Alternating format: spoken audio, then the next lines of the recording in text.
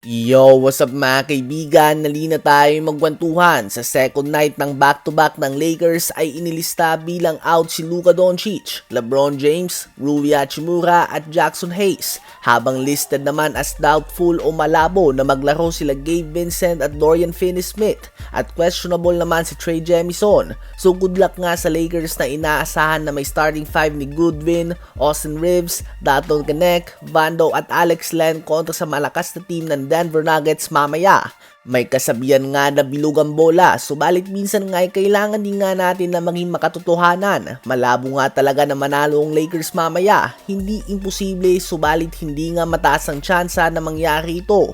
Again, pag natalo nga ang Lakers mamaya kontra sa Denver Nuggets ay babagsak na sila sa 5th seed.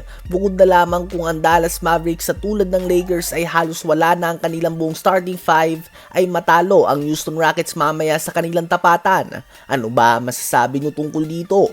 Habang ang Milwaukee Bucks naman ay mukhang nakakuha nga ng ginto kay Kevin Porter Jr., isa sa mga naging problema nila last season ay ang kakulangan ng bench production. Well, dahil sa mga ginawang galaw ng kanilang front office ay nabigyan na nga sila ng second 5 na kayang magbigay ng sapat na opensa. Si Kevin Porter Jr. ay nagtala pa lamang kahapon ng 22 points in 7 minutes on 5 of 7 shooting din sa 3-point line.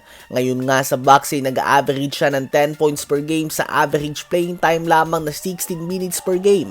Maaalala na nag-average din nga siya ng 19 points, 5 rebounds and 6 assists per game sa Houston Rockets noon bago ito maalis sa NBA dahil sa mga ganap sa labas ng court na nagresulta sa kanyang temporary unofficial ban sa NBA. Unofficial ibig sabihin ay hindi naman sinabi ng NBA na ban na siya, subalit ang mga teams mismo ang hindi kumuha sa kanya.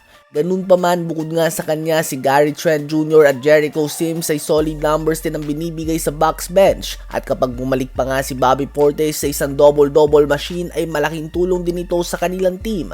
Matagal na nga sila nangangailangan ng solid shot maker o shot creator sa kanilang bench, at posibleng si Kevin Porter Jr. na nga ang sagot nila dito. Sa Bucks ngayon ay wala nang ang problema sa opensa. Tanging ang depensa ng kanilang starters at bench ang problema na posibleng ma-expose pa din pagdating ng playoffs. Ano ba masasabi nyo tungkol dito? Habang si Brandon Jennings naman ay inuulan ng batikos ngayon matapos sasabihin niya na never nga daw naging mas magaling sa kanya sa game ng basketball ang 2-time NBA champion, 2-time gold medalist, and one of the best defenders of this generation, Jrue Holiday. Ano ba masasabi niyo tungkol dito? Sang-ayon ba kayo sa kanya? I-comment yan sa baba at aking babasahin yan. Huwag kakalimutan na mag-like, mag-subscribe at i-hit ang notification bell for more updates at kwentuhan. Maraming salamat po sa inyong lahat.